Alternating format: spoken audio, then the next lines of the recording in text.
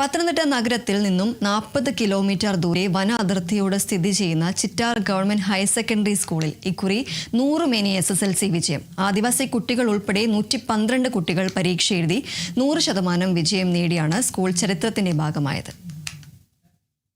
SLC പരീക്ഷയുടെ പരീക്ഷാഫലം പുറത്തു വന്നതിന്റെ ആഹ്ലാദത്തിലാണ് പത്തനംതിട്ട ജില്ല. സംസ്ഥാനത്തെ 6 വർഷത്തിന് ശേഷം ഏറ്റവും കൂടുതൽ വിദ്യാർത്ഥികൾക്ക് വിജയശതമാനം നേടിയിട്ടുള്ള ഒരു ജില്ലയാണ് പത്തനംതിട്ട ജില്ല. ഇപ്പോൾ ഞാൻ നിൽക്കുന്നത് പത്തനംതിട്ട ജില്ലയുടെ മലയോര അതല്ലെങ്കിൽ വനപ്രദേശം തിങ്ങി നിൽക്കുന്ന ചിറ്റാറിലാണ്. പത്തനംതിട്ട ടൗണിൽ നിന്നും ഏകദേശം 50 കിലോമീറ്റർ ദൂരം സഞ്ചരിച്ചെങ്കിൽ മാത്രമേ ഇവിടെ എത്തിയുള്ളൂ. ഗവൺമെന്റ് സ്കൂളിലാണ് ഞാൻ നിൽക്കുന്നത്. കഴിഞ്ഞ 6 വർഷത്തിന് ശേഷം ജില്ല 1ാം സ്ഥാനത്ത് എത്തിയതിന്റെ ആഹ്ലാദത്തിൽ പങ്കെടുക്കുകയാണ്. ഈ ചിറ്റാറിലെ ഗവൺമെന്റ് ഹയർ സെക്കൻഡറി സ്കൂളിലെ ഏകദേശം 112 കുട്ടികളാണ് പരീക്ഷ എഴുതിയത്. 112 കുട്ടികൾ പരീക്ഷ എഴുതി 100% വിജയം നേടിയതിന്റെ ആഹ്ലാദത്തിലാണ്. എയ്ഡഡ് മാനേജ്മെന്റ് സ്കൂളിനോടൊപ്പം തന്നെ സർക്കാർ സ്കൂള്, മറ്റ് സർക്കാർ സ്കൂളിൽ നിന്ന് വ്യത്യസ്തമായി സാധാരണക്കാരായിട്ടുള്ള കുട്ടികൾ പഠിക്കുന്ന മേഖലയാണ് ചിറ്റാറിലെ ഹയർ സെക്കൻഡറി സ്കൂൾ. നമ്മളിപ്പോൾ പ്രഥമ അധ്യാപികയാണ് നമ്മളോട് ചേർന്നത്. കുട്ടികൾക്ക് പ്രത്യേകമായിട്ട് സെഷൻസ് തയ്യാറാക്കി അവർക്ക് പിന്നാക്കം നിൽക്കുന്ന വിഷയങ്ങളിൽ ക്ലാസ്സുകൾ അറേഞ്ച് ചെയ്ത് കുട്ടികളെ മുന്നോട്ട് കൊണ്ടുവരികയാണ് ചെയ്തത്. അപ്പോൾ അധ്യാപകരാണ് അതിന് മുൻകൈ എടുത്ത് കുട്ടികളെ ഈ മികച്ച വിജയത്തിലേക്ക് എത്തിക്കാൻ സഹായിച്ചത്. പ്രത്യേകിച്ച് നമ്മൾ സർക്കാർ സ്കൂളിലെ മാതാപിതാക്കളൊക്കെ രക്ഷിതാക്കളൊക്കെ കുട്ടികളെ അയക്കാൻ സാധിക്കാത്ത സാഹചര്യത്തിലാണ് റാങ്കിന് തുല്യമായിട്ടുള്ള ഈ വിജയം ചിറ്റാർ സ്കൂള് കരസ്ഥമാക്കിയിട്ടുള്ളത്. അപ്പം നിങ്ങളുടെ അധ്യാപകരുടെയൊക്കെ എങ്ങനെയാണ് പ്രവർത്തനം? അധ്യാപകർ അധിക സമയം കുട്ടികൾക്ക് വേണ്ടി ക്ലാസ്സുകൾ തയ്യാറാക്കി അവരെ അതിനെ പ്രാപ്തരാക്കുകയും ചെയ്തിട്ടുണ്ട്.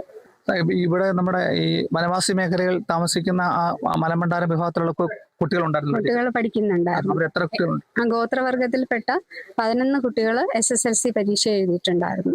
മുഴുവൻ കുട്ടികളും വിജയിച്ചു. അപ്പൊ നമ്മുടെ ഏറ്റവും കൂടുതൽ മാർക്ക് വാങ്ങിച്ചിട്ടുള്ള ഒരു മിടുക്കിയാണ് നമ്മളോട് ചേരുന്നത്. എങ്ങനെ ഉണ്ടായിരുന്നു ഇവിടുത്തെ സ്കൂളിലെ ഈ A+ കിട്ടുമെന്നൊക്കെ വിചാരിച്ചായിരുന്നു?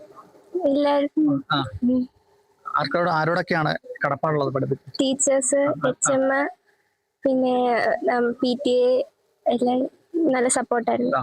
ഇവിടെ അർഷ 1ാം ക്ലാസ് മുതലായിരുന്നു, അത് 8ാം ക്ലാസ്സിൽ ഇവിടെ എത്തിയത്? ഞാൻ ഇവിടെ 8ാം ക്ലാസ് തൊട്ട് ഹൈസ്കൂൾ. അന്നേരം മുതൽ ക്ലാസ്സിലെ ടോപ്പ് ആയിരുന്നോ?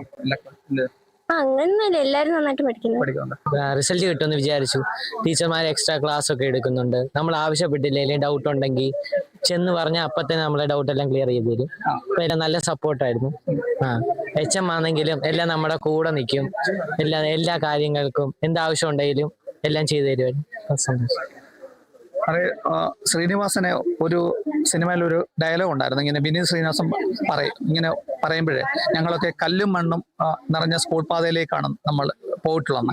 ഇപ്പൊ അതേ തന്നെ ഇപ്പൊ ഹൈടെക്കിന്റെ രീതിയിലേക്കൊക്കെ ആയി മാറിക്കഴിഞ്ഞു. ഇപ്പൊ എന്തൊക്കെ അടിസ്ഥാന സൗകര്യങ്ങളാണ് ഇനി ഇവിടെ സ്കൂളിന് വേണ്ടത്, അല്ലെങ്കിൽ എന്തൊക്കെയാണ്? ഹൈടെക് ക്ലാസ് മുറികൾ നമുക്ക് ഉണ്ട്. കൂടുതൽ മെച്ചപ്പെട്ട സൗകര്യങ്ങൾ നമ്മൾ ആഗ്രഹിക്കുന്നുണ്ട്. സ്കൂൾ ബിൽഡിംഗ് നമ്മൾ റിക്വസ്റ്റ് കൊടുത്തിട്ടുണ്ട്.